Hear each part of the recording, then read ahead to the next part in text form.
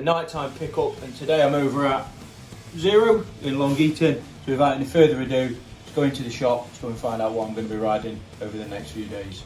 Really looking forward to this. Electric bikes are the future by all accounts. Are they? As long as it's got heated grips, I don't really care.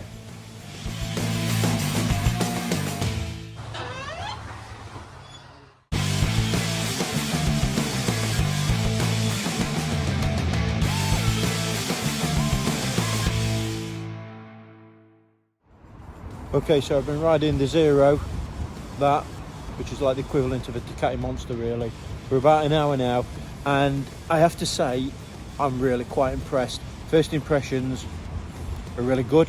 I've been in the city centre, it's really quite busy, it's cold, so turn the heated grips on.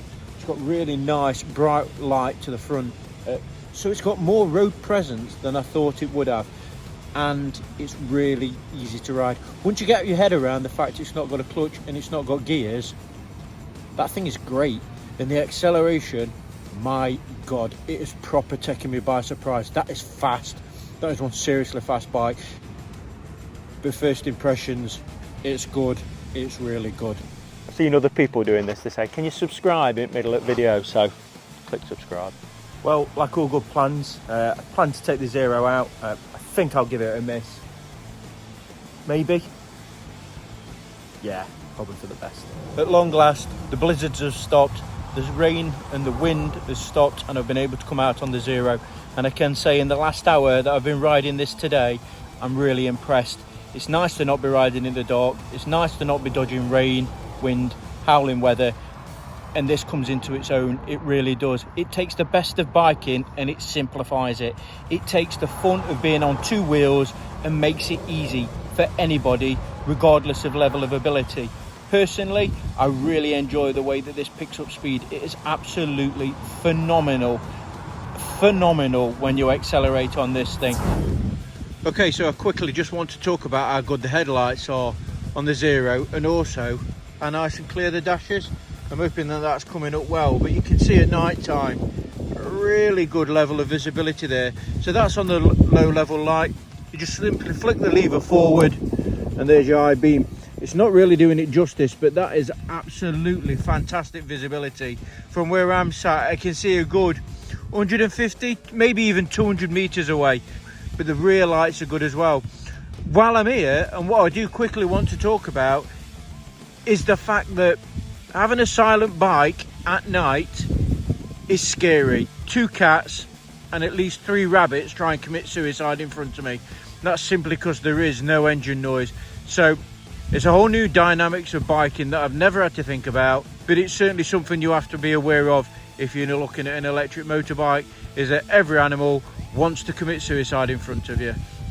Right, let me show you this backlight. That is really, really bright. There's no getting missed. Looks like a cool night rider from the back. Really, really smart. And so around the bike then, it's really quite well lit, even from the sides. You've got a good side profile. So while I'm here, might as well show you the indicators. Again, nice, easily visible. Do exactly what they say on the tin. Brilliant. Really good lighting system on this bike, along with the nice clear dash. In what is now becoming a stable part of the Just Tom Talk, Big John's going to be taking out the Zero, and I'm going to be riding the KTM, which I've never ridden before. So it's not an ideal situation, but I'm going to try and follow John on that crazy beast and get his verdict when we stop. And? Yeah, it's good. Like it. It's different. If you can get over the fact that it's not got an engine, it's bang on. It's good, isn't it? Yeah, like the only thing I miss is changing gear. I think that's part of riding a bike. It's an occasion, isn't it, to change gear. Whereas this, it almost feels like a toy. Yeah. Not a motorbike, you know what I mean? Well, it's not a motorbike, it's not got a fucking motor. Well, it has, but it's not a proper one. Yeah. It's almost like there's a gyro keeping you upright.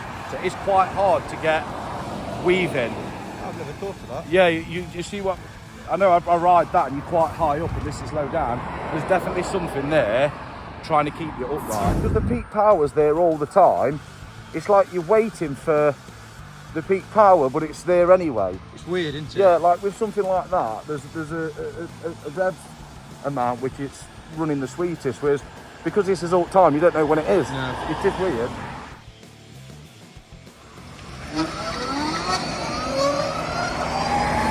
So the standard version of this, big thing is cost. It's going to cost you about 18 grand. This is the premium model. It comes with a larger screen on it, comes with heated grips, and it comes with this power charger on it. Takes you up to about £20,000, which is a lot of dough. However, the power charger in itself, even this cable is going to cost you about 450 quid. It's a lot of money, but if you're nice to the guys over at Zero, they might even chuck it in there. You don't know until you ask. Okay, so how much is this bike going to cost to run? Full charge is about £1.50, 2 quid, maybe it's even £4 now. Electric prices are skyrocketing. It's a lot of dough. It is for electric, but it's not for running a bike, and that's the beauty of it. Equates about 300 miles per gallon. That's crazy stuff in it by anybody's standards. Servicing costs, while I'm thinking about money, is relatively cheap. Main reason being is it's only got this brake fluid here at the front. It's obviously got a reservoir somewhere for the back, but it's really going to be quite cheap. Annual cost of servicing, I'd be surprised if it's more than £100 over in the UK. Bike itself then, what's it the equivalent of? Well, for my money, it's the equivalent of a Ducati Monster, an MT-09. This one makes the equivalent of 110 brake horsepower, and it weighs about 226 kilos. It's fantastic fun. It's got loads of different riding modes on it. When it's on eco mode, you roll off the power, it really does brake. It's bizarre when you roll off the power. It feels like somebody's braking for you. Seat height's about 31 inches. Me being 5'8", it's really easy to live with. It's got a really slim profile seat, so it's nice and easy to get your feet on the floor. Now, to ride it's an absolute buzz. Some people might think it's weird not having the engine noise, and it is odd in the first instance, but you soon get used to it, and then it becomes about the power, the speed, and the adrenaline that comes with biking. There's just no noise. Some people won't like that. Me personally, I've got used to it in the week I've been riding it, although the weather has been absolutely terrible for the time I've had it. When you are riding it, when you've got it up to 100%, what does become addictive is the initial blast. When you give it that right hand, boom, it's instant. There's no lag, and there's a lot of powerful motorbikes out there now that also don't have lag. But on an electric motorbike, boom, it just goes, and it goes really quickly. What's the range going to be on this? My kind of riding, probably 60-70 miles realistically. I am aware that people can get more for it, but you might have to change the riding mode to do it. If you go out for a blast with your friends at the weekend, you're going to need to make sure you know where you can plug it in when you stop. Now, while I'm talking about just quickly plugging it in, we've just plugged this in for the purpose of doing this this chat, and already it's putting a massive amount. It's got 21 amps that's going into it, 2.2 kilowatts, and already it's gone up by 15 miles. So you can, for your money, get the quick charger put in, and it will load it up relatively quick. There are a number of charging stations that are in and around the UK. There's an app that goes with the bike as well. You go onto Zero, you say you want to charge it. I think it's only available with the premium model, but you go onto it and then you just turn up. So the engine itself then, it's an air-cooled AC motor. That's what it says on in the blog anyway. And the biggest, most powerful engine that Zero have used in a production bike so far. I do know they've got new bikes that are coming out for 2022, so it may well be superseded. The power comes straight from the motor, as John pointed out earlier, straight to the back wheels whilst using that belt, and because of that it also adds to the non-drag when you accelerate. It makes 140 foot-pound of torque, which is car material, because it's absolutely instant. That doesn't necessarily mean it's going to throw you off like you would expect it to, because of the way that the gearbox works when you accelerate. So it's quite linear, but you do put it in sports mode and it really does move. Apparently top speed's capped at 120 miles an hour, and in between 40, 80 mile an hour. As soon as you give it some licks, boom, it starts moving, which is really impressive, because that's the real world where we're going to be using this kind of bike. You're not going to go touring on it, you're going to go out for a ride with your friends. For your money then, for your 20 grand, let's say it's 20 grand, we'll keep it simple. You get a lockable storage cubbyhole on the side here. You think that's handy? And it would be if it weren't for the fact that you had your cable in there. In there, there's also a couple of USBs. You know what USB ports look like. They're in there as well. Tft Display. You can see it's nice and clear. I've showed you the night time view of that. It's really quite easy to use, nice, simple. For somebody like me who's relatively stupid, nice and easy to use. It's got the technology that's on it that's going to keep you safe then, It's got cornering, ABS on it, it's got traction control, it's even got torque control that's on it.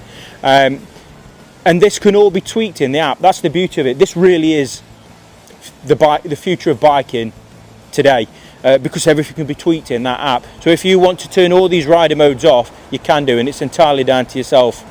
There's sport mode, eco mode, street mode, rain mode, and then you can change the traction control in each one of them. Sport mode, I would say, is the most engaging. It's called sport mode, but it does require you to have a little bit of restraint, otherwise you're just going to smash through this battery.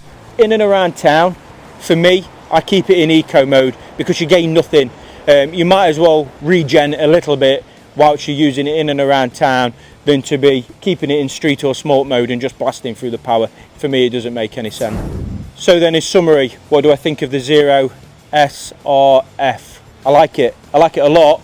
I would have liked even more if it weren't snowing and the roads weren't dirty, covered in leaves, covered in crap. I'm sure I'd have enjoyed it a lot more. But in the short time I've spent with it, I've probably done 150 miles on it now. I've been out riding on some back roads, I've done inner city riding, and I've tootled to work as well, and it's been absolutely fantastic. It's nice and easy to charge, everything's nice and easy to get to, the heated grips work well, that screen does its job exactly like it's supposed to. The seated position is a little bit awkward when you get on it. It seems really quite cramped initially, and I think that's due to the size of the seat, but you soon get used to that again. It gives you that roadster sort of kind of feeling. People argue amongst yourself it's a roadster, street bike, naked bike. I don't care personally, but it is what it is. It's relatively comfy. It's got a nice tall pillion seat on it, nice good grab rails, the lights are good on it. The range is good for what it is, I think so, and you have got the convenience. If you get this particular model that's got the quick charger with the cable, you can plug it in at McDonald's, so it works all the way around. So all in all, it's a great bike. The brakes, I've not gone into any detail, but the brakes do work. They're their own brand. I can't pronounce them because it says Jejun. I don't know what Jejun is, but it's like somebody's had a stutter when they've made them. It says Jejun. They work. Somebody else can tell you the information or that's where they come from. I don't know. They do the job. It's good. It's a great bike. It's great fun, and I would advise you to go down to your local Zero and go and try one.